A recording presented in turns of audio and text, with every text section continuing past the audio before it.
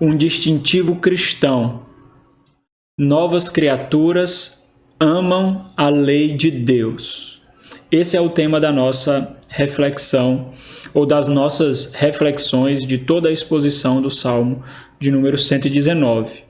Um distintivo cristão. Novas criaturas amam a lei de Deus. Então, em nossos últimos encontros, nós temos abordado aspectos distintivos e validadores do cristão. E é muito importante observar esse caráter de distinção.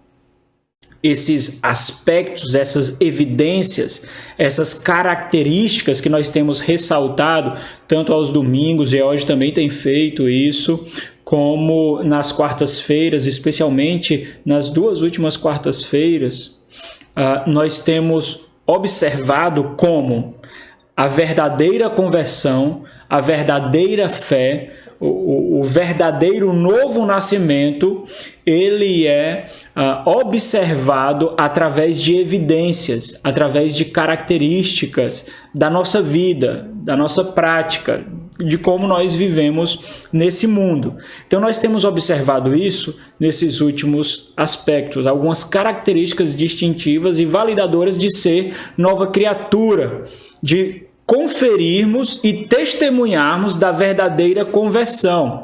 Como também, por contraste, evidentemente, nós temos observado o discurso superficial e falho da fé. Aqueles que com a boca proferem a fé em Cristo Jesus e a crença em Deus, mas não passa disso. É apenas uma profissão de boca, não testemunho de vida, que embora forneça uma aparência cristã, e na verdade nós lutamos muito para que isso seja verdade, nós nos empenhamos muito para que a nossa aparência seja agradável ou condizente com o nosso testemunho verbal, embora o escondido do nosso coração, ou os nossos relacionamentos mais íntimos, mais particulares, mais próximos, não testemunhem dessa transformação ou da veracidade dessa fé. Nós acabamos, algumas vezes, optando pela aparência ao invés do interior. E isso, meus irmãos, realça ainda mais a astúcia de lobos.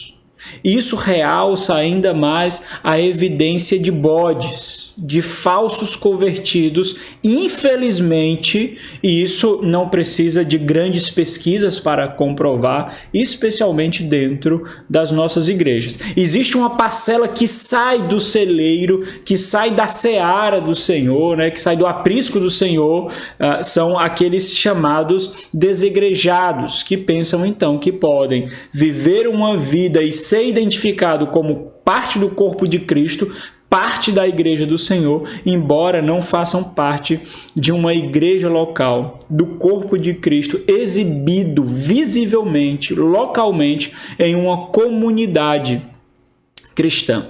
Portanto, meus irmãos, nesses nossos encontros, nos encontros que seguirão nas nossas quartas-feiras, sempre nós iremos abordar essas características, observando essa grande evidência, esse grande distintivo do amor pela lei do Senhor, que tem sido abandonado mesmo por cristão. Então, observe comigo aqui o nosso tema de hoje. É extremamente fácil, é extremamente natural de fazer essa reflexão, né? Um distintivo cristão, novas criaturas amam a lei de Deus. Não é muito difícil de chegar a essa conclusão, de fazer essa análise, simplesmente porque quando nós éramos mortos, quando nós éramos velhos homens, antes de nós recebermos a nova vida em Cristo Jesus, a lei de Deus era abominada por nós, era desprezada por nós, era repudiada, era rechaçada por nós. Portanto, ser um cristão e não amar a lei de Deus é um contrassenso, é uma grande contradição. A reflexão mais óbvia, mais natural, mais simples é de que novas criaturas, com novas mentes, com novos olhos, com novos corações, amem aquilo que é característico do novo mundo que ele irá habitar e do novo Senhor que ele recebeu e reconheceu. É simples essa reflexão. Não é reflexão difícil de saber. Simplesmente porque, com os novos olhos que nós recebemos, com um novo coração sensível que foi colocado em nós pelas mãos cheias de sangue do nosso Senhor Jesus Cristo, dentro do nosso peito, esse coração, esses novos olhos, essa nova mente, compreende que na lei do Senhor e somente nela há vida. Nas nossas palavras não há vida. Nas palavras das pessoas ao nosso redor não há vida. Nas palavras das autoridades constituídas sobre nós não há vida. Somente na palavra do Senhor há vida. Salta um pouquinho na sua Bíblia aí, algumas páginas, e vá no versículo 116. É isso que esse versículo ensina para nós. No versículo 116, diz assim: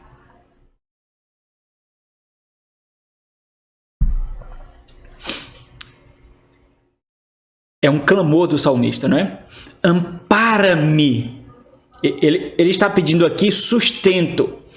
Ele está pedindo suporte para se ancorar em algo, para se sustentar em algo.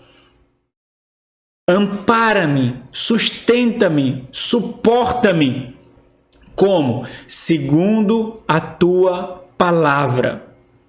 Ou promessa, como vocês estão vendo aí. Esse termo promessa faz referência à palavra do Senhor, em que há as promessas do Senhor para quem? Para o bem-aventurado, tanto do Salmo de número 1, como do Salmo de número 119, e como nós encontramos o bem-aventurado, o justo, aqueles que confiam no Senhor, em todo o Saltério, em todas as Sagradas Escrituras.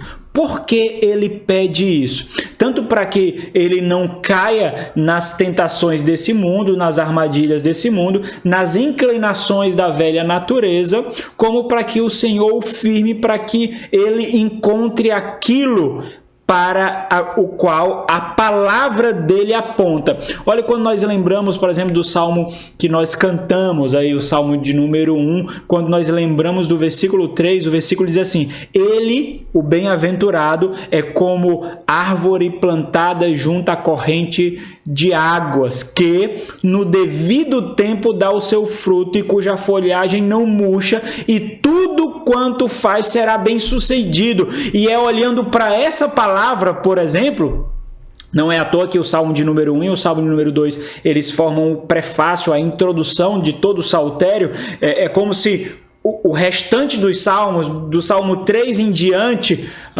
eles olhassem para o Salmo 1 e o Salmo 2 e pleiteassem aquilo que o Salmo diz e requeresse do Senhor aquilo que o Salmo diz, porque a palavra do Senhor, ela não mente, o Senhor não muda. Então ele diz: segundo a tua palavra, segundo a tua promessa, Senhor, sustenta-me. Olha como esse anseio, ele é característico daquele que nasceu de novo. Ele é característico daquele que ama a Deus. Somente daqueles que amam a Deus.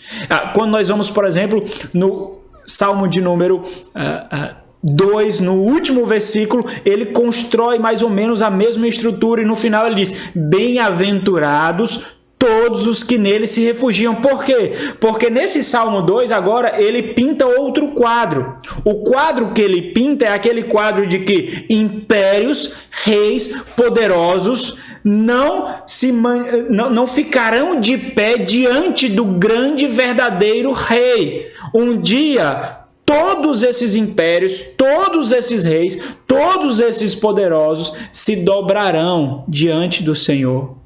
E é interessante porque o Salmo número 2 ele é um salmo messiânico, ele é um salmo que aponta para Cristo, que conquistará todas as nações. Pede-me e te darei as nações por herança.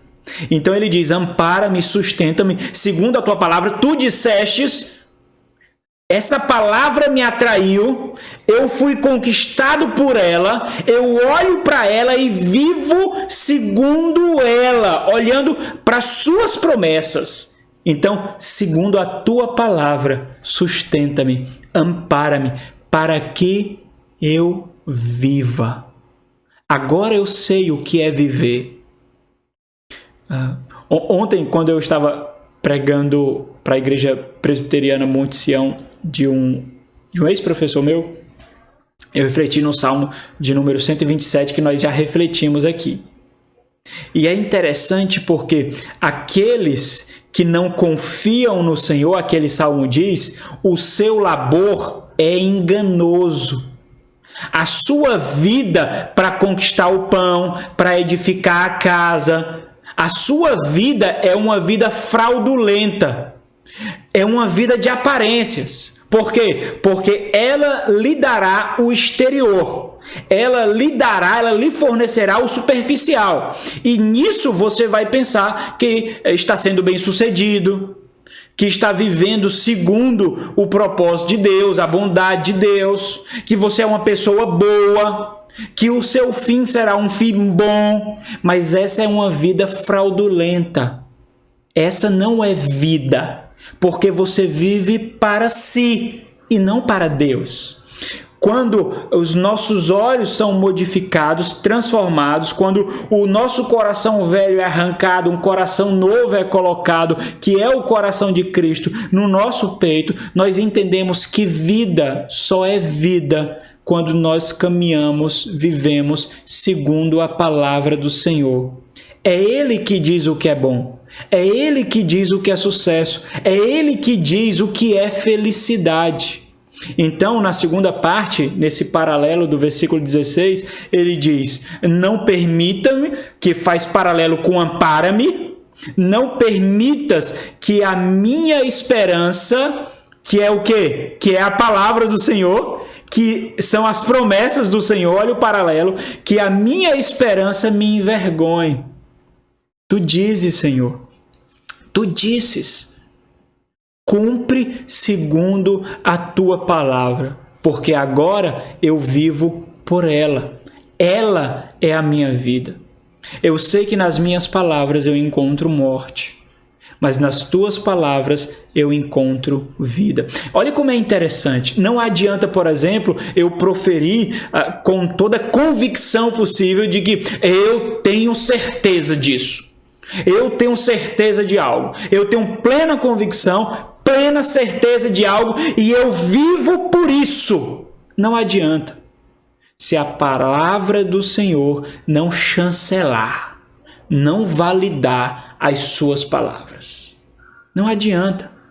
A sua convicção não é testemunho de veracidade. De forma alguma.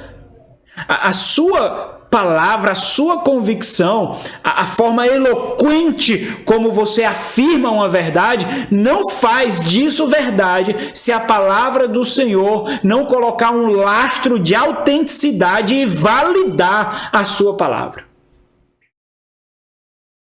E viver segundo a palavra do Senhor é entender que o amparo e a força vêm dele. Não vem de nós. Nós morremos para essa convicção de poder que nós tínhamos em nós mesmos. Olha, os irmãos têm observado, até aqui os irmãos já conseguem observar essa característica distintiva. O morto não pode pronunciar tais palavras e nem ter tais convicções. O velho homem não pode alcançar esse nível. Somente aquele que foi resgatado, conquistado por Cristo e foi feito nova criatura.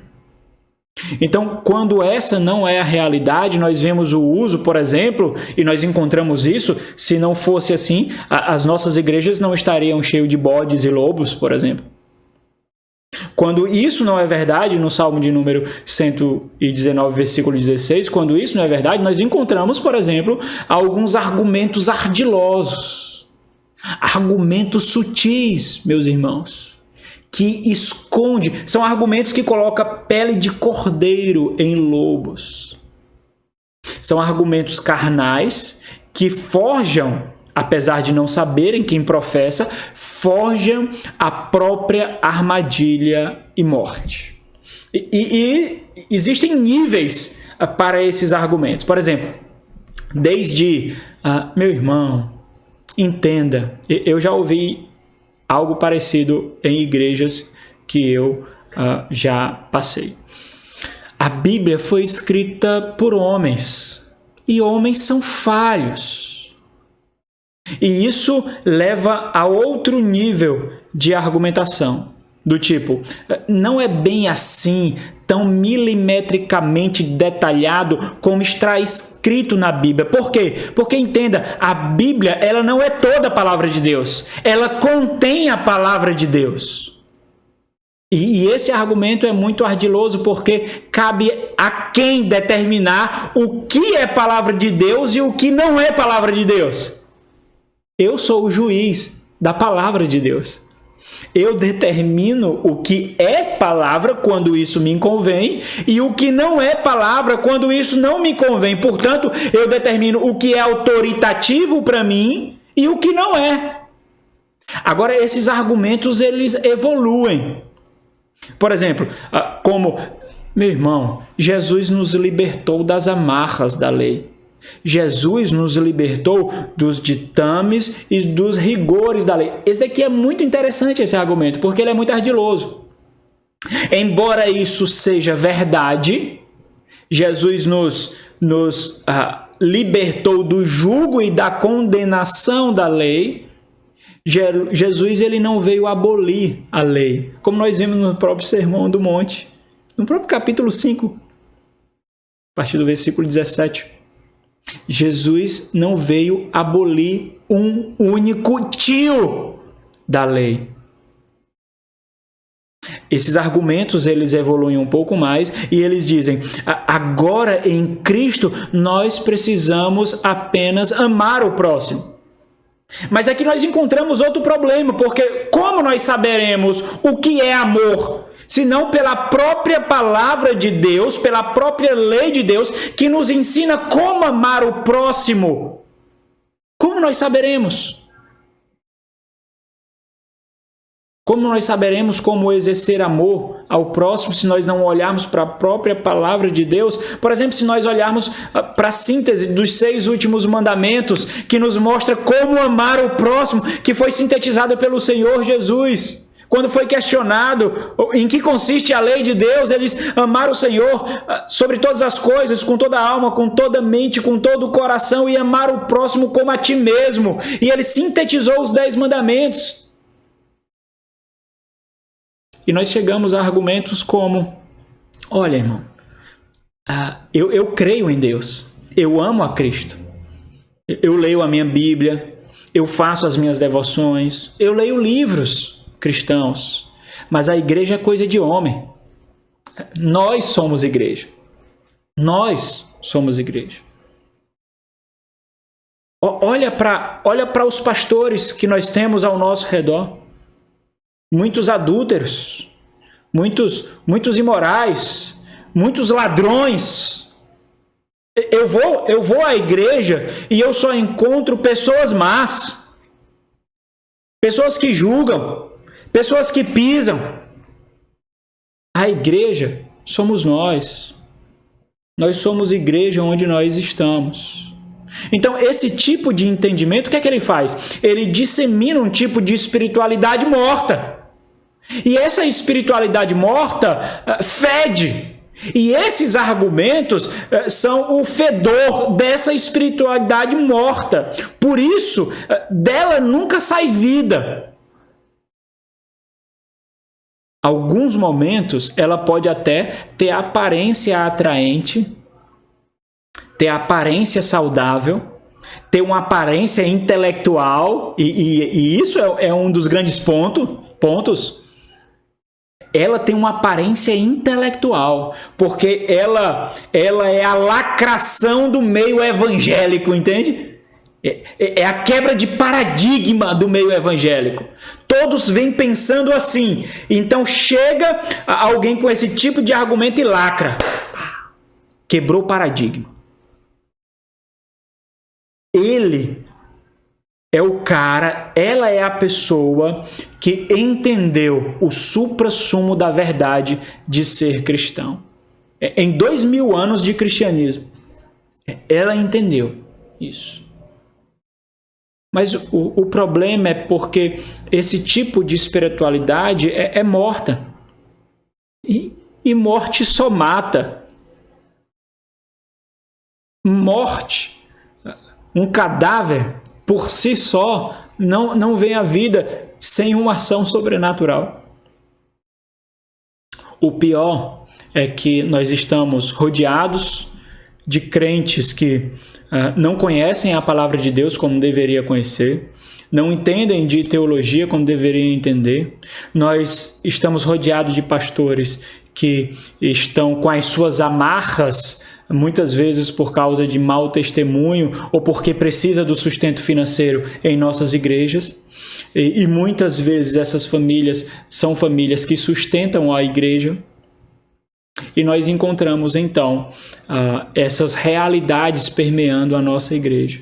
Pessoas que sucateiam a palavra de Deus, que ao mesmo tempo que professam a fé em Cristo Jesus, não conseguem testificar de qualquer distintivo do novo nascimento, a não ser a ida aos domingos à igreja, quando isso lhe é conveniente, porque elas sequer aceitam serem chamadas à atenção.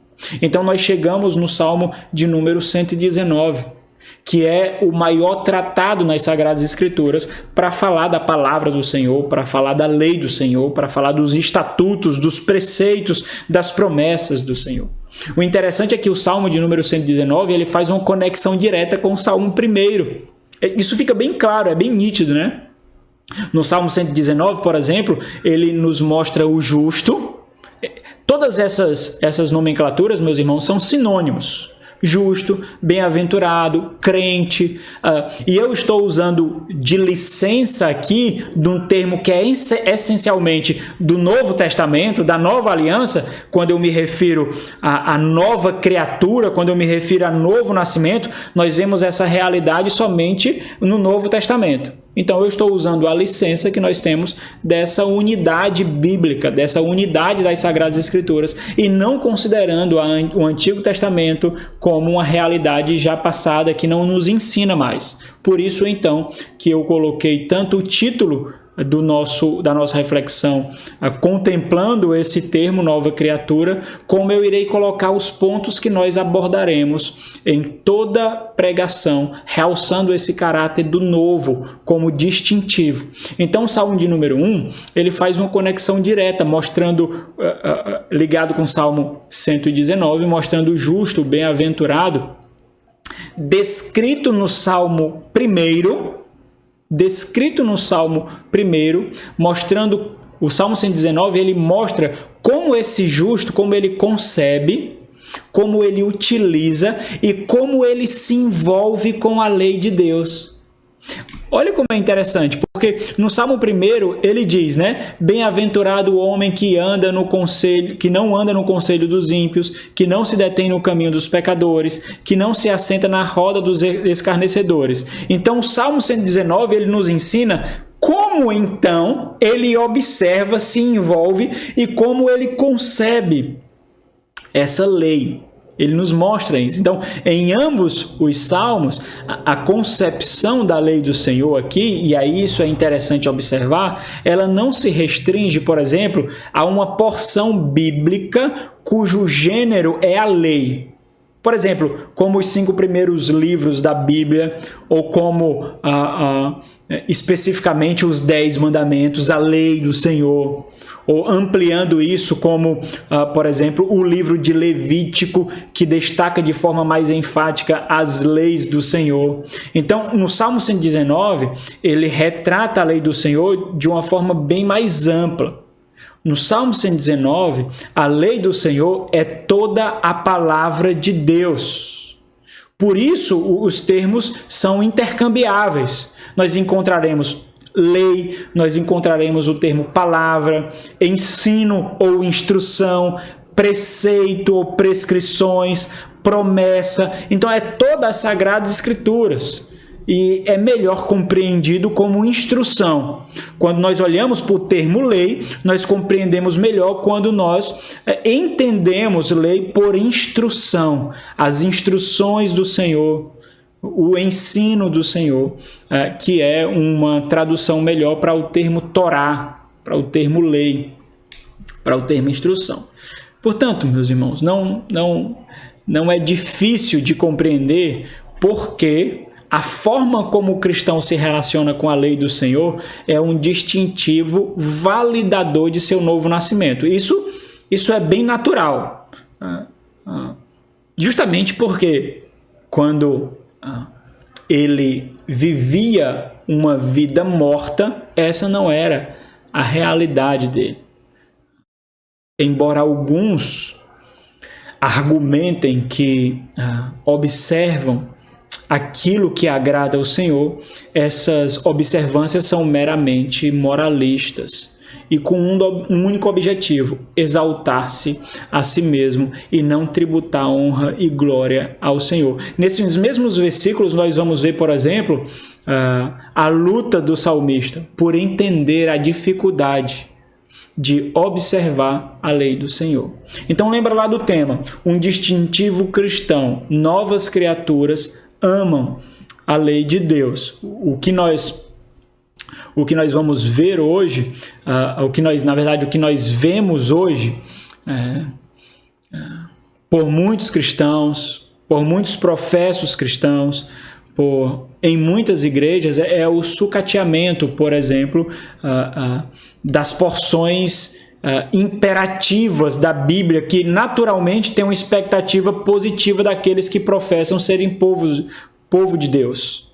Nós vemos, por exemplo, as porções imperativas da Bíblia em que nós vemos categoricamente mandamentos, ordens, sendo requerida dos professos cristãos ou do professo povo de Deus como uma resposta positiva.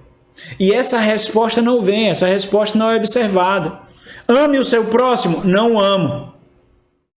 Não defraude o seu próximo? Eu defraudo. Não minta? Eu minto. Então, diante das porções imperativas, por exemplo, da Sagrada Escritura, existe uma expectativa de resposta positiva daquele que é povo de Deus. Mas não é assim que é observado. O fato é que não existe nas Sagradas Escrituras, meus irmãos, meio termo. Ou nós amamos e dependemos da lei de Deus, ou nós somos opositores a ela. Não há como considerar a palavra do Senhor como uma mera opção. Não é um livro de autoajuda, embora muitos a usem como tal. Não é um livro que coloca você como protagonista de toda a criação. Você é o servo. Você é aquele que vive de joelhos. Você é aquele que se humilha diante do Senhor da Escritura. Ou nós observamos lutando arduamente ou não. Ou nós somos seus opositores. Agora vamos observando aqui o Salmo de número 119 quanto à sua estrutura. É muito interessante a estrutura em que esse Salmo foi escrito. Ele foi pensado justamente para ser instrutivo. Embora isso não possa ser percebido nas nossas traduções, no original, na língua original em que ele foi escrito, no hebraico, isso fica bem claro. O Salmo, ele é dividido em 22 estrofes, 22 perícopes, 22 porções. Ou, se você quiser compreender melhor, 22 parágrafos. Ele é dividido observando o quê? Observando as 22 letras do alfabeto hebraico. E olha como é interessante. Em cada uma dessas porções é a que nós iremos meditar hoje, do versículo 1 ao versículo 8. Então, em cada sermão que nós estudaremos aqui, nós observaremos uma porção dessa, uma estrofe dessa. Uma subunidade, ela inicia um tema e ela fecha esse tema, ela inicia um assunto e ela fecha esse assunto. E na língua original, cada um desses versículos observam uma letra do alfabeto hebraico. Por exemplo, aqui do versículo 1 ao versículo 8, cada um desses versículos começam com a letra Aleph, que é a primeira letra do alfabeto hebraico. Na próxima porção, observará a letra Beit, que é a segunda letra do alfabeto hebraico. Por que isso? Para ser memorizado. É um acróstico. É para ser memorizado. Então, é muito instrutiva a forma como esse salmo é estruturado. Para nós, esse caráter pedagógico ele se perde um pouco, embora o seu teor de sabedoria nos mostra, então, esse caráter pedagógico, esse caráter instrutivo. Mas deixa eu sintetizar isso, deixa eu arrematar isso, né? Qual é o ponto, então, até o momento para nós partirmos para os versículos? Olhando para o Salmo 119, nós vemos o raio-x da piedade do verdadeiro crente. Nós vemos a anatomia da piedade do verdadeiro crente. Olhando para o Salmo 119, nós observamos isso. E é interessante porque nós temos feito isso no Sermão da Montanha também. Nós somos apresentados ao que há na mente e no coração daquele que realmente ama e teme a Deus. Nós vemos a própria Escritura no Salmo 119 descrevendo a distinção daqueles que amam a Deus, daqueles que têm o coração dado por Deus. Eles não amam a si mesmo e esse mundo não pode prover para ele aquilo que ele requer. Ele não anseia por aquilo que esse mundo pode dar. Esse mundo não realiza, esse mundo não satisfaz. E talvez essa seja uma característica de advertência que você pode tomar para si na sua devoção pessoal. Existem coisas nesse mundo, existem coisas no presente século, em todas as instâncias que nós vivemos, seja na escola, universidade, trabalho, família, vizinhança, entretenimento. Se existem realidades, aspectos, bens, atividades, anseios, que tomam o seu coração ao tal ponto de você ansiar profundamente por isso, isso deve levantar um alerta para você. Tanto sobre uma armadilha, quanto sobre sua conversão. Porque aquilo que é característico desse mundo não o satisfaz mais. Mas ainda existe características do velho homem em você. Não despreze isso. Você ainda tem que se despir do velho homem todos os dias. No seu coração ainda existem respingos de piche negros. Embora isso não satisfaça você, isso alimenta a velha natureza, contra a qual você ainda luta. Então, isso deve chamar a nossa atenção. Nos versículos que nós observaremos hoje,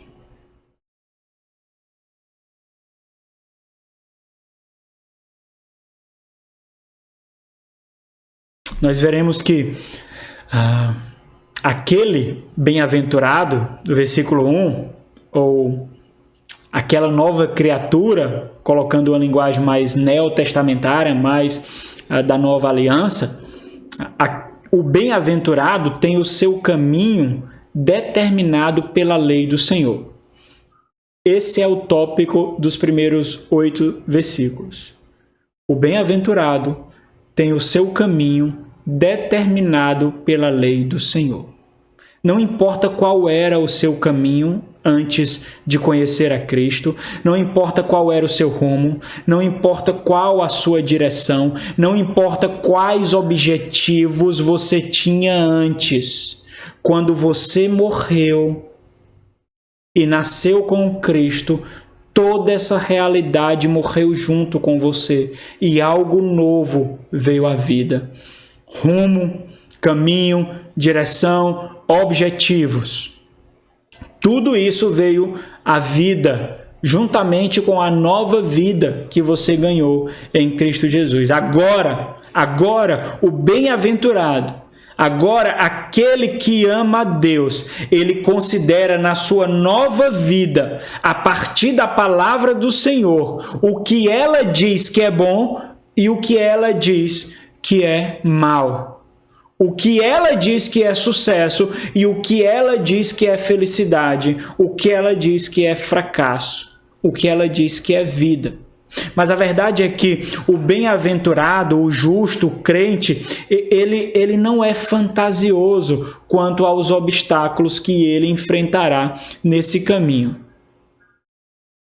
Não existe uma vida desse lado da eternidade de plena prosperidade, segundo nós comumente entendemos o que é prosperidade. Porque quando nós consideramos a prosperidade segundo a palavra de Deus, nós veremos que as marcas da batalha também são prosperidade. Nós veremos que as dores da luta de santificação também são prosperidades. Nós veremos isso.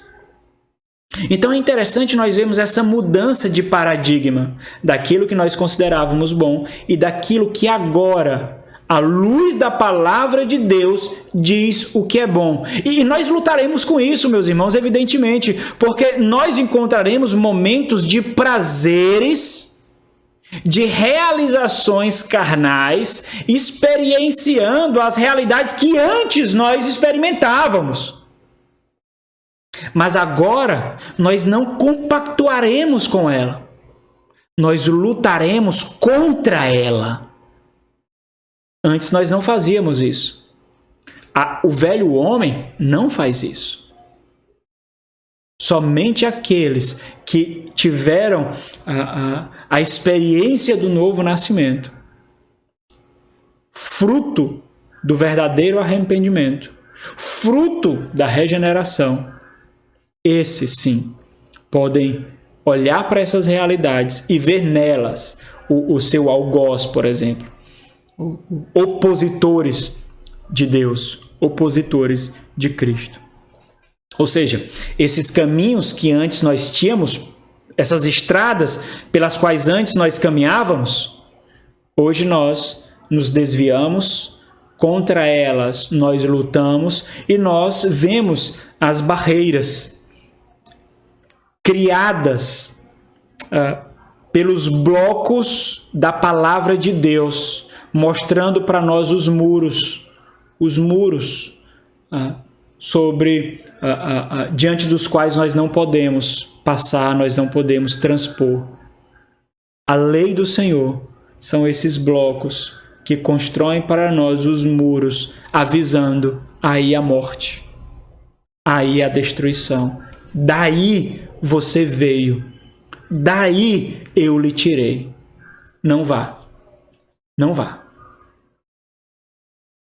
Sabem quem tem esses muros diante dos seus olhos? Somente nós. Quantos hoje estão caminhando para a morte? Quantos parentes vocês têm, meus irmãos, que estão caminhando para a morte? Eu tenho muitos. E isso me causa uma profunda dor. Eles estão caminhando para a morte. Com as suas conquistas, com as suas realizações, com os seus diplomas, com os seus bens, sorrindo como bois indo ao matadouro. Eles estão caminhando para a morte. E nós vemos. Nós não fizemos força alguma, mas nós vemos. Como nós procuraremos outro caminho? Como nós transporemos o muro de proteção que a própria lei de Deus nos coloca para que nós tenhamos vida em abundância?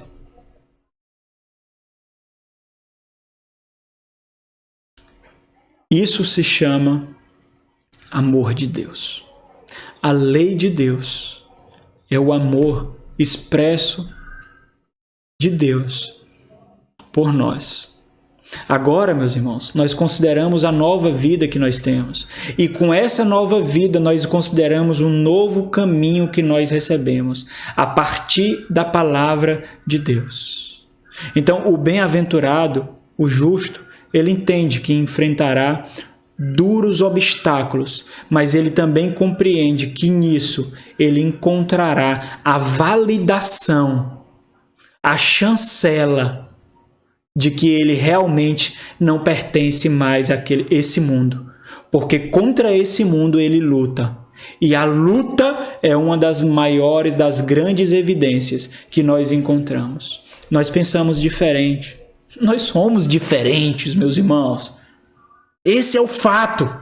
Nós somos diferentes. O problema é que muitos cristãos não aceitam isso. Eles querem ser aceitos pelo mundo. Eles mudam o linguajar. Eles mudam a forma de se portar para serem aceitos pelo mundo. Olha como isso é triste, porque o Senhor nos faz diferentes e nós queremos voltar a ser iguais. Será que essa não é evidência de que realmente nós não somos diferentes? O que significa que nós não temos a conversão, nós não experimentamos a conversão que nós professávamos experimentar? Então vamos analisar esses 8 versículos. Eu dividi ele, e isso nós faremos de forma breve, mas eu dividi ele em 2 partes. Do versículo 1 ao 4, nós vemos que a nova criatura, ela compreende o valor e a vida do novo caminho. Do versículo 5 ao versículo 8, nós vemos que a nova criatura compreende a luta necessária, mas também a vitória garantida que ele recebeu. Então, versículo 1 ao versículo 4. Nós vamos ler à medida que nós formos analisar aqui. Nós percebemos essa verdade quando nós observamos as afirmações do salmista. A nova criatura compreende o valor e a vida do novo caminho. É muito instrutivo também, meus irmãos, perceber que no Salmo 119, ele é um misto de sabedoria e lamento, em que ambos nós percebemos adoração em gratidão, mas também nós percebemos nessa característica do lamento o peso de ainda dividir a piedade com o velho homem. É isso que nós experimentamos aqui. Nós temos um inquilino indesejado. O nosso coração anseia pela morte dele, mas ele ainda está agarrado em nós com a sua sujeira e com as suas garras.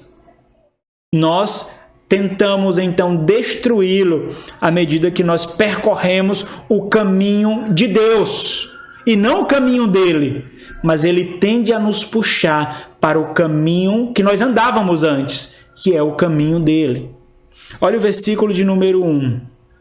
Agora, como novos que nós somos, há a compreensão de que não existe outra forma de viver a vida, onde o diagnóstico de Deus considera o que verdadeiramente é bom, o que antes nós não observávamos. Nós vemos então que a palavra do Senhor, a lei de Deus, são blocos que constrói para nós tanto o muro de proteção como a estrada sobre a qual nós caminhamos. Ao versículo 1 ele diz: bem-aventurados os irrepreensíveis no seu caminho, que andam na lei do Senhor.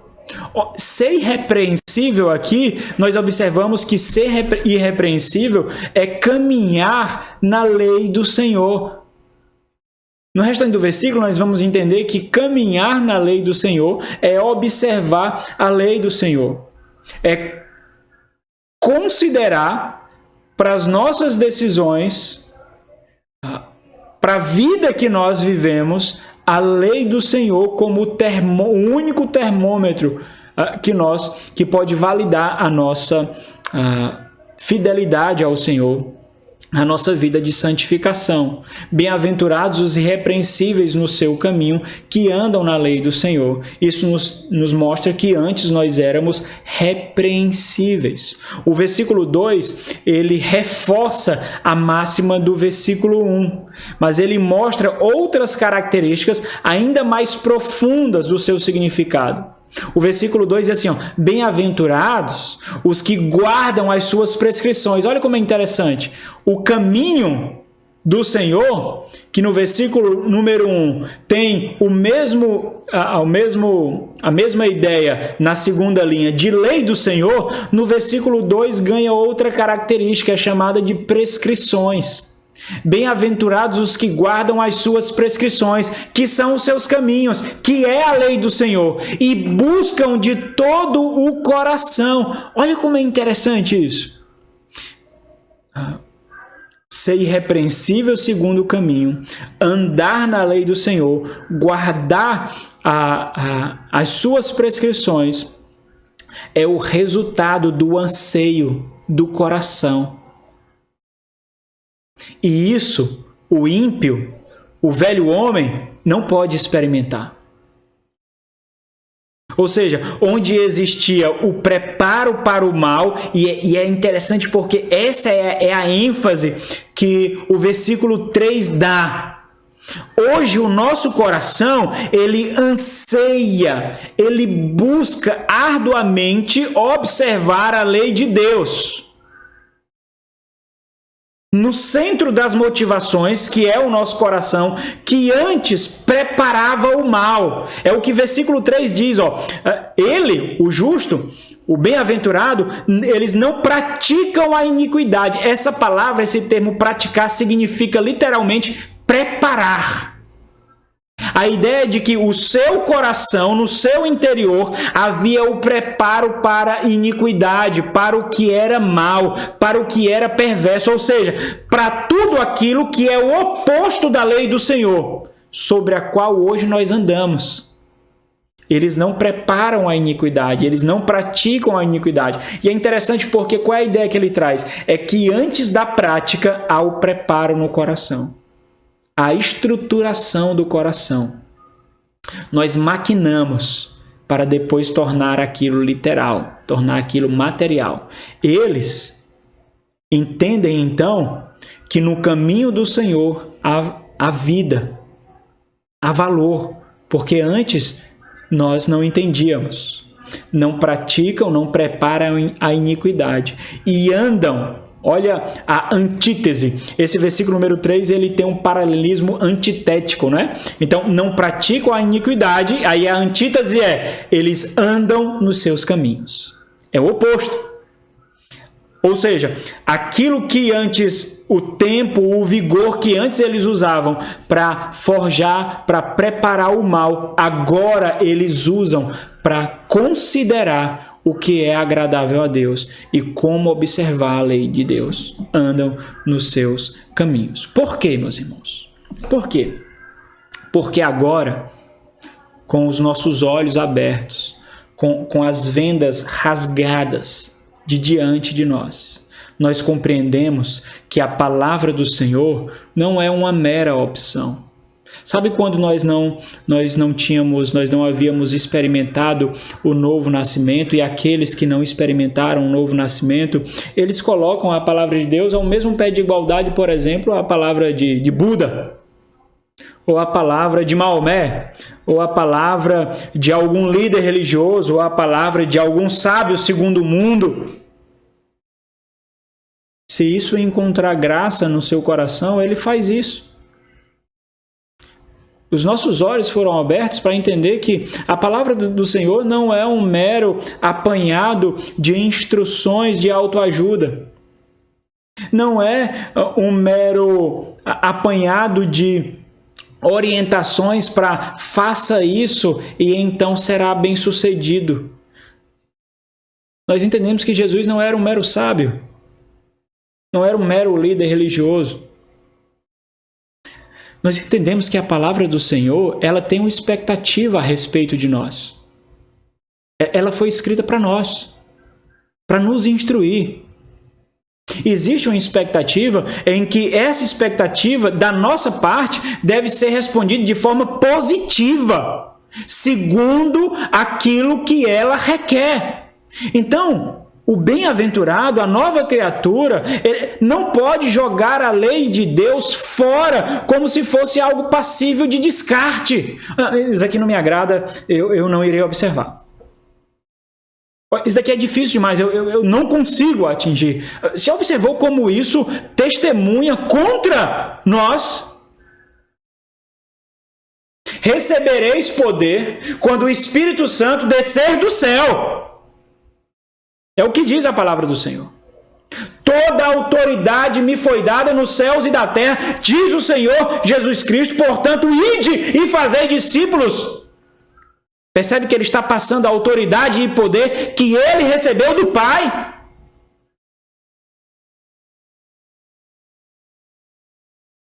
Parece que nós não conseguimos entender com tanta profundidade e amplidão como nós deveríamos entender. Mas isso é resultado da deficiência do ensino cristão em nossas igrejas e o testemunho cristão no nosso meio. Nós olhamos para as pessoas ao nosso redor e nós não sabemos se elas são cristãs, pelo menos professamente, se elas não dizem isso verbalmente. Quando nós olhamos para as redes sociais, nós ficamos ainda mais atônitos, nós ficamos perplexos, nós ficamos apavorados. Meus irmãos, para vocês fazerem uma ideia, eu faço parte de um grupo que tem se estruturado para disseminar a pactualidade batista, a teologia batista pactual, batista reformada, chama-se Sociedade Batista de 1689, que faz referência ao ano da publicação da nossa Confissão de Fé Batista de 1689.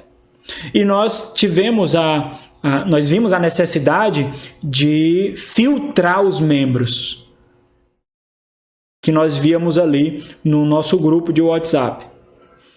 Porque nós víamos práticas muito abusivas, desenvolvidas com todo o intelectualismo possível, segundo a perspectiva teológica que nós comumente observamos, com seus argumentos, com as suas exposições profundas, desenvolvendo questões profundas da teologia. E pasmem, meus irmãos, pastores, seminaristas, cristãos que têm os seus blogs, que têm os seus canais no YouTube, que têm os seus muitos seguidores nas redes sociais. Eles não se mantiveram firmes ou foram retirados do nosso grupo porque eles não conseguem ver a pirataria de livros, por exemplo, como algo nocivo ao testemunho da fé. Olha como isso é agressivo. Eles tiram dos seus livros piratas, distribuídos, disseminados, sem a permissão dos autores e sem a permissão das editoras, eles tiram desses livros os seus sermões de domingo, os seus sermões de quarta, a sua instrução para as suas ovelhas. Pastores, líderes, seminaristas e muitos cristãos. Parece que nós compartimentalizamos a piedade em locais do nosso coração que seja mais propício para nós.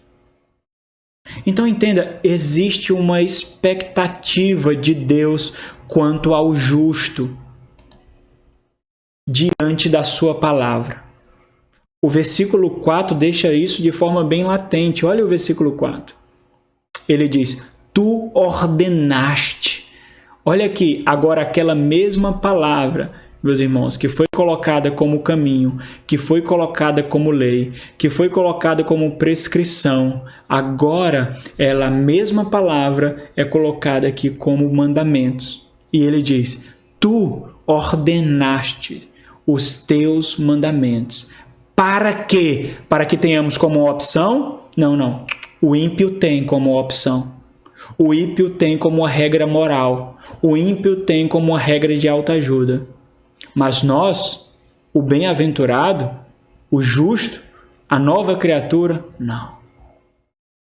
Tu ordenaste os teus mandamentos para que os cumpram à risca.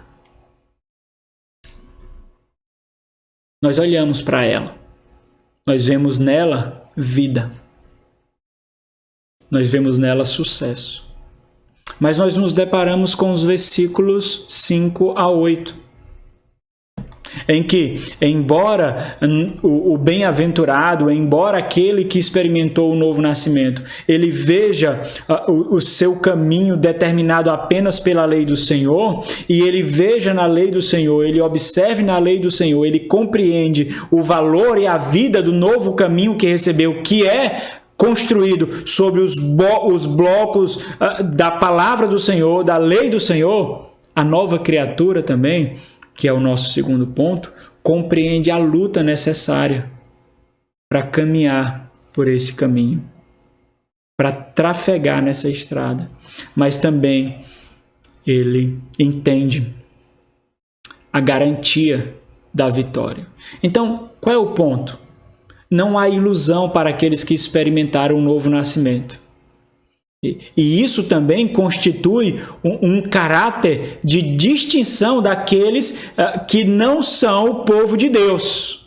O próprio temor por saber que não conseguirá cumprir a risca já mostra esse caráter distintivo porque os ímpios não têm esse temor. O crente compreende o peso.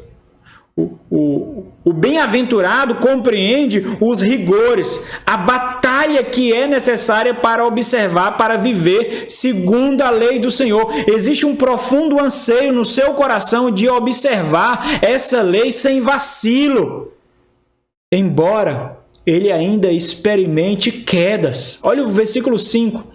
Tomara. E aqui, meus irmãos, olha o professor de português aqui, é uma interjeição. Tomara, isso aqui é uma palavra que constitui uma frase, uma expressão somente nela, né? Ele diz, tomara, a ideia de que aquela palavra traduzida em outras bíblias mais antigas como oxalá, quem dera fosse assim, se assim fosse, né? É uma expressão de profundo anseio. Eles tomara, quem dera, se assim fosse, que sejam firmes os meus passos. Firmes aonde? Nesse caminho, nessa estrada, para que eu observar aqui é cumprir, é guardar os teus preceitos, os teus mandamentos, as tuas prescrições, as tuas leis. Essa interjeição, essa palavra tomar, essa expressão, ela tem um objetivo. É um gemido do coração. Quem dera fosse, Senhor, tomara se fosse meu Pai assim, para que eu observe os teus preceitos. Isso, meus irmãos, isso para quê? Para que a sua profissão de fé não se mostre falsa e frágil no seu andar defeituoso.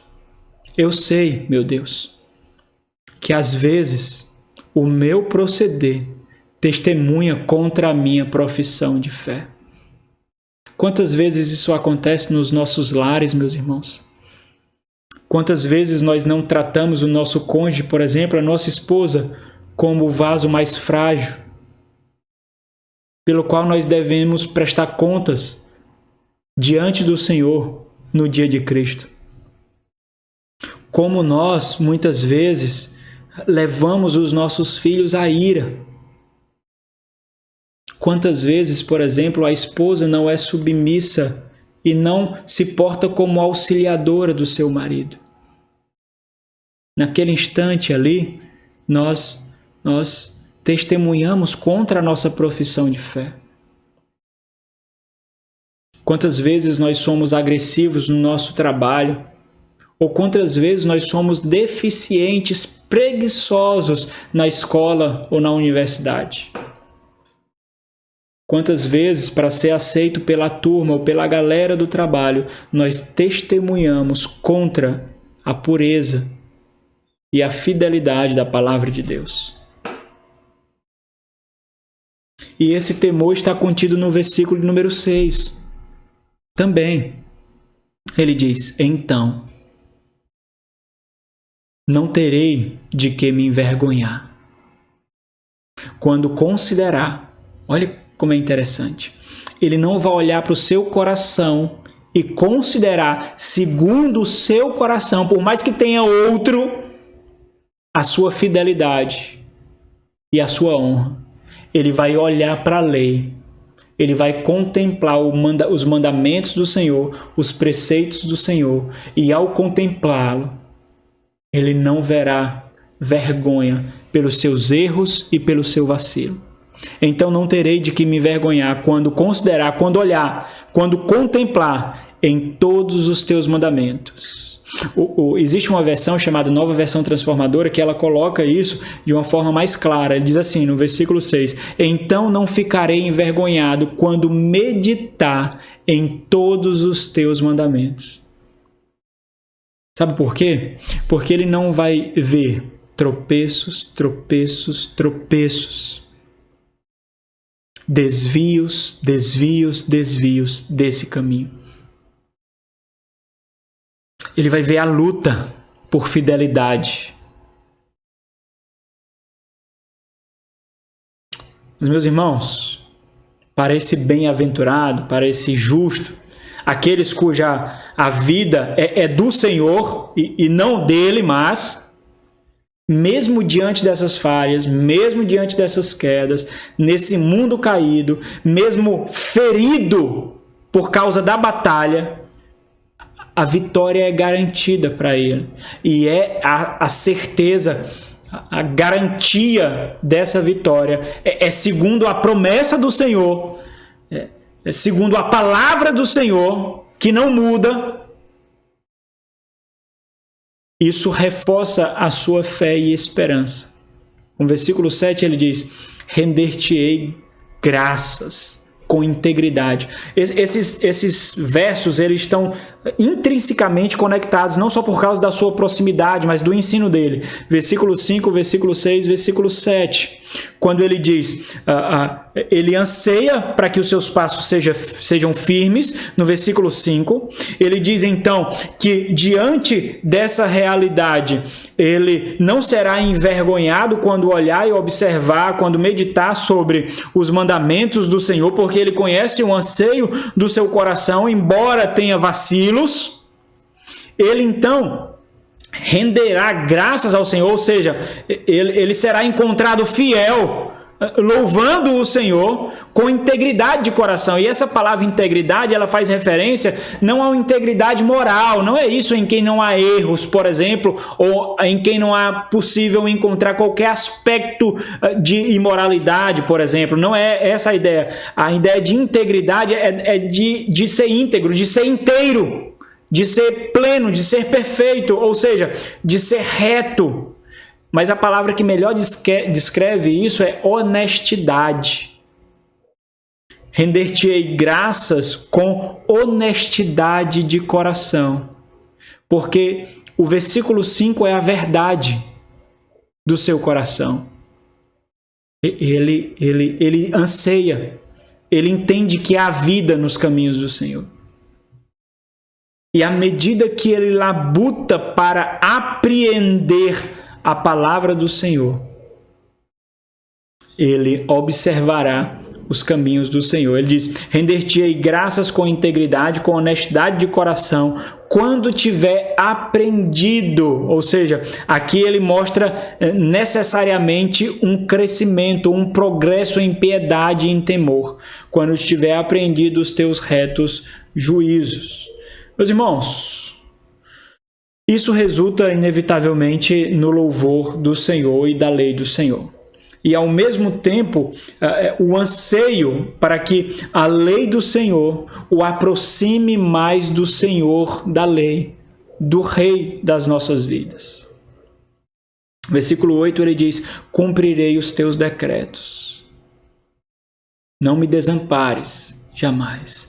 Observa que o versículo 7 e o versículo 8, ele está clamando a Deus, mas com a esperança de que o Senhor o levará à progressão, ao crescimento, à maturidade. E se nós contemplarmos o versículo 8 de uma forma escatológica, de uma forma do fim de todas as coisas, nós observaremos em que ele olha para aquele grande dia em que nenhuma lei será jamais quebrada e não observada por ele.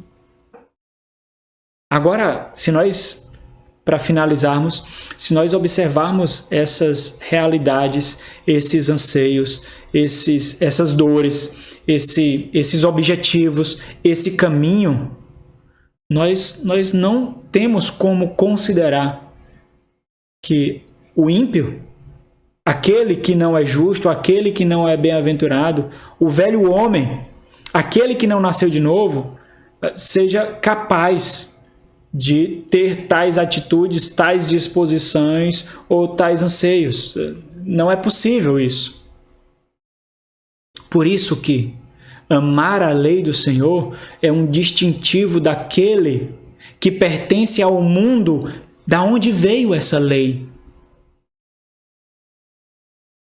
A cidade de Cristo, a realidade do Senhor da lei. Meus irmãos, que nós possamos ser encontrados fiéis diante dessas realidades.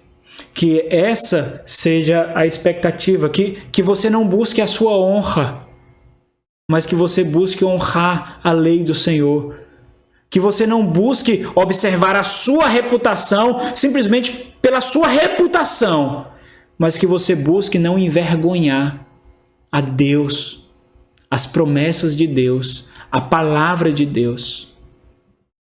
Quando você não dá testemunho condizente com a sua profissão de fé, você envergonha o Senhor da onde vem a fé. Não é sobre nós, é sobre Ele. Nós tínhamos uma vida que apontava para nós e ao mesmo tempo apontava para a morte.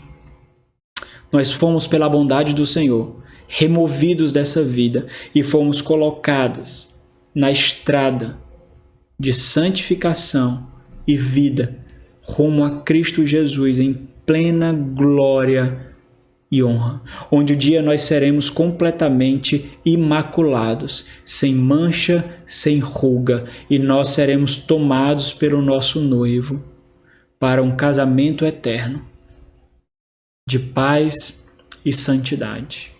Que esse seja o anseio do nosso coração. Vamos orar? Senhor nosso Deus, sem a Tua palavra nós não vivemos, ó Pai. Sem a Tua palavra nós sequer conseguimos contemplar o Senhor como nós devemos. Sem a Tua palavra nós não conhecemos a nós mesmos, nós só conhecemos a profundidade do nosso coração, a maldade que ainda reside no nosso coração por causa da Tua palavra. O Senhor nos ensina sobre nós mesmos, o Senhor nos ensina sobre a nova natureza que nós recebemos de Cristo Jesus, nosso Senhor. O Senhor fortalece os nossos pés e passos, o Senhor dá vigor à nossa vida para que nós buscamos o Senhor, meu Deus. Tudo isso por meio da Tua palavra. Que nós realmente possamos buscá-la com todo o coração que o Senhor nos deu, nos despindo do velho homem, para que Cristo Jesus seja glorificado na obra que Ele realizou em nós e que Ele há de completá-la. até aquele grande e maravilhoso dia. Por meio de Cristo, nós agradecemos o Senhor e suplicamos que sejamos encontrados fiéis. Amém.